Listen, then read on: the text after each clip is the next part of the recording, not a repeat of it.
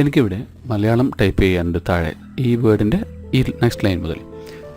ഇവിടെ എനിക്ക് ലാംഗ്വേജ് പാക്കൊന്നും കാണാനില്ല, അതായത് കീബോർഡൊന്നും കാണാനില്ല, മലയാളം കീബോർഡൊന്നും കാണാനില്ല. ഓക്കെ, ഞാൻ ജസ്റ്റ് ഒന്ന് ഒരു യൂണിക്കോഡ് മലയാളം ഞാൻ എൻ്റർ ചെയ്ത് വെച്ചിരിക്കുന്ന യൂണിക്കോഡ് മലയാളം ഉണ്ട്, അത് ഞാൻ എൻ്റർ ചെയ്ത് നോക്കുകയാണ്. എനിക്കൊന്നും വരുന്നില്ല. ഓക്കെ, ഇവിടെ നേരിട്ട് ടൈപ്പ് ചെയ്യാൻ പറ്റുന്നില്ല. വിൻഡോസ് 10 ആണ്. ഞാനിവിടെ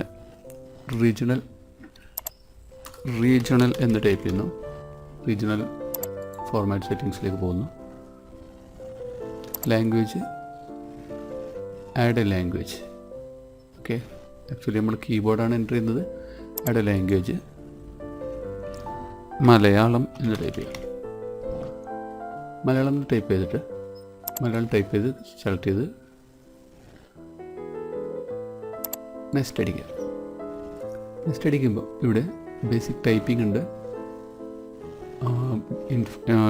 ഇൻസ്റ്റലേഷൻ പാക്കേജ്, അതായത് വിൻഡോസിൻ്റെ മൊത്തം മെനു ഒക്കെ മലയാളത്തിൽ വേണോ എന്നാണ് ചോദിക്കുന്നത്. നമുക്ക് അതിൻ്റെ ആവശ്യമില്ല. നമ്മൾ ബാക്കിയുള്ള എന്താണ് ടൈപ്പിംഗ് അല്ലെങ്കിൽ സപ്ലിമെൻ്ററി ഫോൺസ് ഇത്രയും മാത്രമേ നമുക്ക് വേണ്ടൂ. ഇത്രയും ഇത് രണ്ടും ഈ രണ്ടും, അതായത് ഇവിടെ മുകളിൽ കാണുന്ന രണ്ടും ഒരുപാട് പാക്കേജ് ഒരുപാട് സൈസൊക്കെ ഉപയോഗിക്കുന്നതാണ്, നമുക്ക് ആവശ്യമില്ല. വിൻഡോസ് ട്രാൻസ്ലേഷനാണ്, അതായത് വിൻഡോസിൻ്റെ ഓരോ മെനുവിൻ്റെയും ട്രാൻസ്ലേഷൻ അത്ര നമുക്ക് വേണ്ട. നമുക്ക് ടൈപ്പിംഗ് മാത്രമുണ്ട്. ഇത് റിക്വയർഡ് ലാംഗ്വേജ് ഫീച്ചേഴ്സാണ്, അത്രേ വേണ്ടു. ഇൻസ്റ്റാൾ ചെയ്യുക. ഇൻസ്റ്റാൾ അടിക്കും, നെറ്റ് ഉണ്ടായിരിക്കണം. ഇൻസ്റ്റാൾ ചെയ്യലോടുകൂടി ഇവിടെ നമുക്കിവിടെ ലാംഗ്വേജ് പാക്ക് വന്നിട്ടുണ്ട്. മലയാളം കീബോർഡ് ഇവിടെ വന്നിട്ടുണ്ട്. പിന്നെ നമുക്ക് നോക്കാം. നമ്മളിത് വിൻഡോസ് ക്ലോസ് ചെയ്യുന്നു. നെക്സ്റ്റ് ലൈനിൽ ഞാൻ മലയാളത്തിലേക്ക് കീബോർഡ് മാറ്റുന്നു. കീബോർഡ് മലയാളമാക്കുന്നു. ഞാൻ ടൈപ്പ് ചെയ്യാണ്. ISM കീബോർഡാണ് ഉപയോഗിക്കുന്നത്. ഞാൻ ഏതൊക്കെയാണ് ഉപയോഗിക്കുന്നത് ഇവിടെ കാണിക്കുന്നുണ്ട്.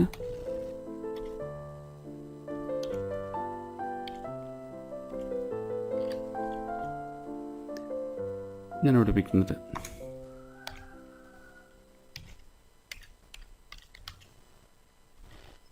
ഇത് MouseTrack. എനിക്ക് കീബോർഡ് കൃത്യമായിട്ട് അറിയില്ല കേട്ടോ. ISMൻ്റെ കീബോർഡ് കൃത്യമായിട്ട് അറിയില്ല. ഞാൻ യൂണിക്കോഡാണ് മിക്കവാറും ഉപയോഗിക്കുന്നത്.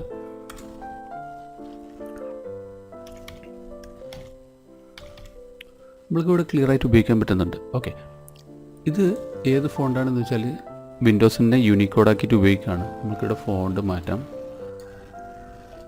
ഞാനിവിടെ ദേശാഭിമാനി അല്ലെങ്കിൽ മാതൃക എന്ന് പറഞ്ഞിട്ട് ഫോണ്ട് ഉണ്ട്, അത് വിൻഡോസിൻ്റെ ഫോണ്ടാണ്. നമ്മൾക്ക് ദേശാഭിമാനി ഫോണ്ട് ഉപയോഗിക്കാം. ദേശാഭിമാനി ഫോണ്ടിലാണ് നമ്മളിപ്പോൾ ഉള്ളത്. ആദ്യത്തെ നമുക്ക് വ്യത്യാസമുണ്ട്. നമ്മളറിയാം ദേശാഭിമാനി ഫോണ്ട് ഉപയോഗിച്ചിട്ടുണ്ട്. ഇനി നമ്മൾ ഉപയോഗിക്കുന്ന സ്ഥിരമായിട്ട് പലരും ഉപയോഗിക്കുന്ന ഒരു മീര എന്ന് പറയുന്ന ഫോണ്ട്, നമ്മളെ ലാംഗ്വേജിൻ്റെ മാറ്റാണ്. നമ്മൾ ഫോണ്ട് മീര എന്ന് പറയുന്ന ഫോണ്ടിലേക്ക് മാറ്റാണ്. മീര എന്ന് പറയുന്ന ഫോണ്ട് എൻ്റെ സിസ്റ്റത്തിലില്ല. ഞാനത് മീര ഫോണ്ട് ഇൻസ്റ്റാൾ ചെയ്യാൻ നോക്കാം.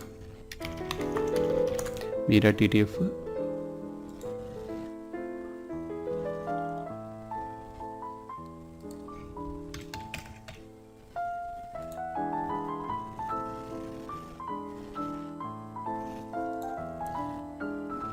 മീര ഇവിടെ ഡൗൺലോഡ് ആയിട്ടുണ്ട്. ഞാൻ മീര ഓപ്പൺ ആക്കുന്നു. ഇവിടെ ഇൻസ്റ്റാൾ ഉണ്ട്, ഇൻസ്റ്റാൾ അടിക്കുന്നു. മീര ഇൻസ്റ്റാൾ ചെയ്തിട്ടുണ്ട്. താഴത്ത് പോകുന്നു. ഞാൻ മീര സെറ്റ് ചെയ്യുന്നു. മീരയാക്കുന്നു. മീരയാണ്.